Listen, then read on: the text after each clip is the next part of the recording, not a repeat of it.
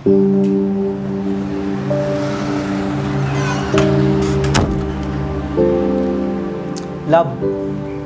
Hindi ka pa ba kakain? mamaya-maya na. Sakit pa ng ulo ko. Ay, oo nga pala. Ito yung mga bills natin. Grabe. Ang dami nating babayaran. Kailangan na nating magbawas ng gastusin sa susunod na buwan. Halos wala na tayong naiipon. Ano ba? Halos grabe na ngayong pagtitipid ko para lang mapagkasya natin yung gastusin natin sa isang buwan. Paano kaya kung sa birthday ni Lucas hindi na muna tayo maganda ng madami? Para hindi ganun kalaki yung gastusin natin. Ano ba naman yan? Ngayon lang maghahanda si Lucas, tapos ayaw mo pa ng bongga?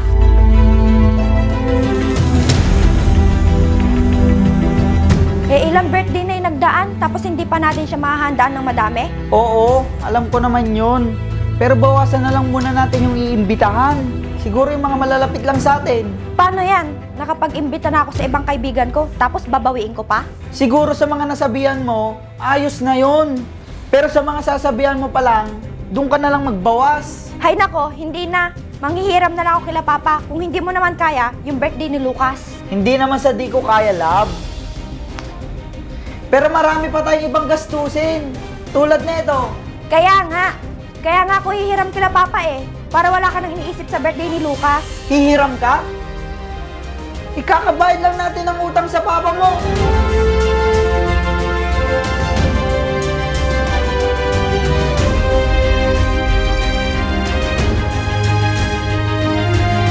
Saka nakakahiya na din kung yung kaarawan ni Lucas hindi ko pa maibigay. Eh yun naman pala eh. Kaya natin yan. Tsaka magkano lang naman yung gagastusin dyan. Ano ba yan? Kakauwi ko palang galing ibang bansa. Mukhang mapapaaga yung balik ko nito nang wala sa oras. O ano? Ba't hindi ka makapagsalita dyan? Ang sa akin lang naman, hindi naman ganun kadali kitain yung pera sa ibang bansa. Bawat sentimo, pinaghihirapan ko doon. Eh halos hindi na nga ako kumain para lang makaipon tayo. Eh di sana kasi payagan mo na ako magtrabaho para dalawa tayong kumakayod.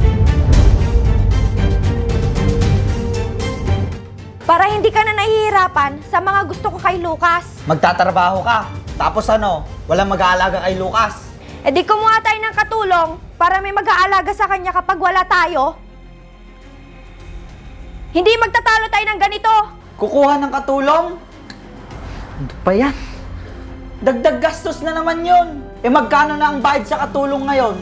Tapos hindi pa tayo nakakasigurado kung maalagaan ba si Lucas ng maayos. Eh di doon muna kami kila Papa para pag nagkatrabaho ako, may titingin sa kanya. Eto na naman tayo. Di ba napag-usapan na natin to? Dahil lang ba sa pagbabawas ko ng gastusin? Hindi mo kasi naiintindihan yung gusto ko. Maliit na bagay lang naman yung hinihingi ko sa'yo, tas hindi mo pa maibigay. Love, hindi ko kayang ibigay. Wala naman akong sinabing wag maganda si Lucas. Ang sa akin lang, maglagay tayo ng limitasyon. Yun na nga eh. Parang sinasabi mo na din na wag ako mag-imbita ng mga bisita.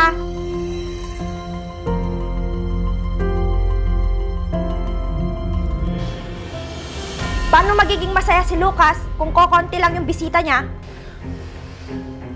Love, hindi naman mahalaga kung gaano kadaming tao ang pupunta. Ang importante, andun tayo. At yung mga taong mahalaga sa kanya. Ayoko nang pag-usapan to. Pupunta na ako kila Papa para sunduin si Lucas. Ako nang magsusundo sa kanya. Hindi na, ako na. Di ba sabi mo magtipid? Magko-commute na lang ako at magpapahatid kami kay Kuya mamaya.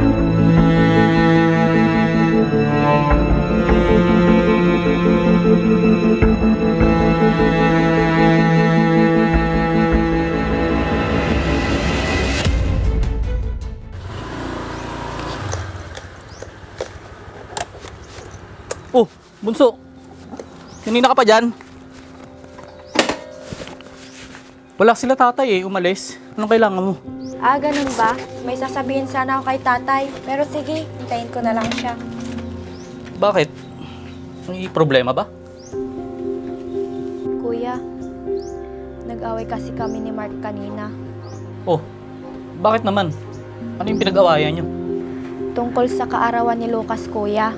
Oh, anong problema dun? Gusto ko kasing maging bongga yung birthday niya. Ilang kaarawan na yung dumaan sa kanya, pero wala pa rin kaming handa. Ganun ba? Anong sabi ni Bayaw? Ayun, gusto niya kasi konti lang yung iimbitahin ko para daw makatipid kami.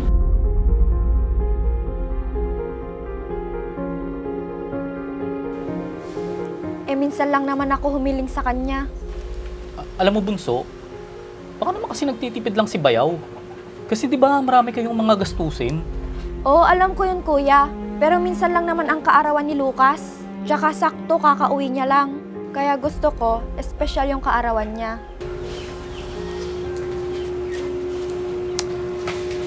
Oo nga, Bunso, nandun na tayo. Pero mahirap kasing ipilit yung gusto mo. Lalo naman kung hindi nyo kaya.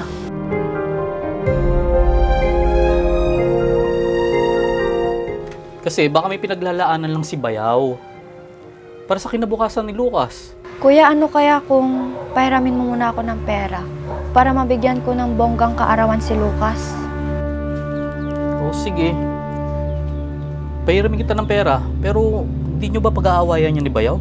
Ako naman magbabayad eh. Tsaka sinabi ko sa kanya na magtatrabaho ako para mabigay ko yung mga gusto ko para kay Lucas.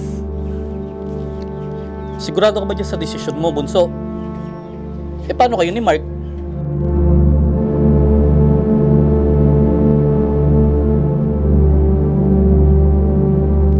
Tapos, mag-aaway pa kayo para dyan sa maliit na bagay. Baka naman ako pa yung sisihin ni Mark. Kuya, simple lang naman yung hinihiling ko sa kanya, tapos hindi niya pa maibigay. Bunso, hindi naman sa kinakampihan ko si Bayaw. Pero alam mo, parang tama rin naman siya eh. Aanin niyo yung pabonggang kaarawan na yan ni Lucas para lang ipakita sa iba na meron kayo. Hindi naman sa ganun, kuya.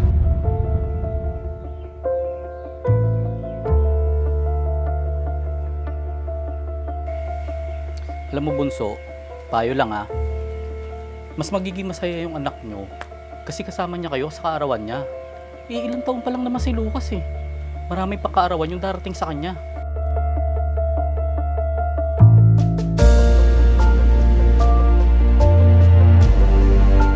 Sigurado ako, Bunso, pag dumating yung oras na yon, siguro mabibigay na ni Bayaw yung bonggang handa na gusto nyo.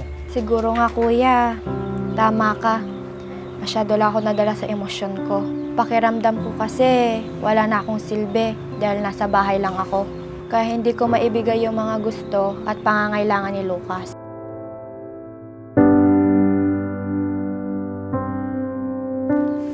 Ano ka ba, Bunso?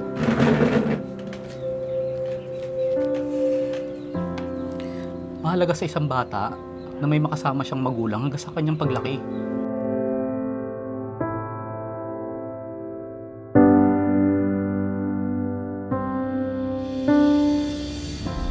Alam mo, Bunso, huwag kang gumaya sa amin ng ate mo. Hindi nga namin nasubaybayan yung mga anak namin. Kasi masyado kaming abala sa trabaho. Kaya mas maganda, pakinggan mo na lang si Mark. Opo, kuya. Naiintindihan ko na po ngayon.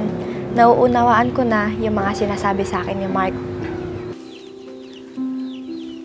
Alam mo, pag-usapan yung dalawa ni Bayaw yan. Nang dahil lang sa maliit na bagay, mag-aaway pa kayong mag-asawa. Sige po, kuya. Kakausapin ko na lang siya pag uwi ko mamaya. Naku, baka matatagalan pa yung maglolo. Papahiramin na kita ng pera.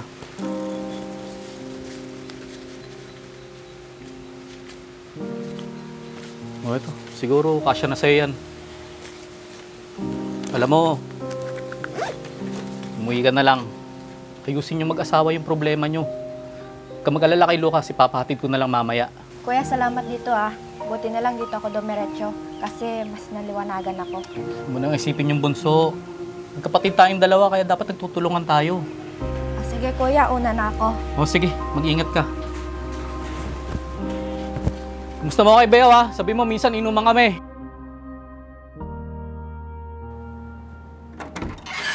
Love?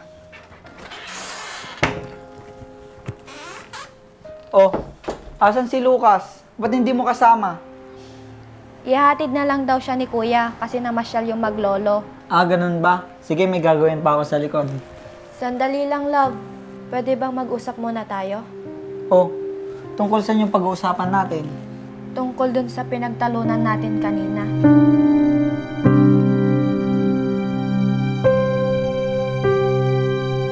Pasensya ka na. Tama ka nga. Hindi naman talaga kailangan ng magarbong handaan para sa kaarawan ni Lucas. Alam mo, love, kaya ko naman siyang bigyan nung hinihiling mo.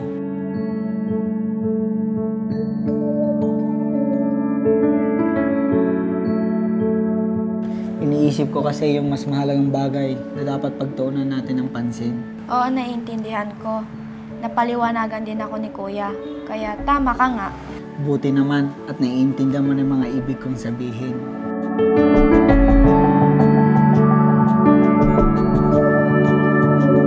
Kagaya na lang sa susunod na pasukan, mag-aaral na si Lucas.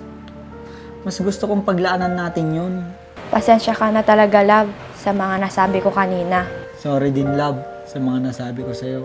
Hayaan mo, babawi ako sa inyo. Mas pagbubutihin ko pa yung pagtatrabaho ko para maibigay ko sa inyo ni Lucas ang lahat ng mga pangangailangan niyo. Salamat, love.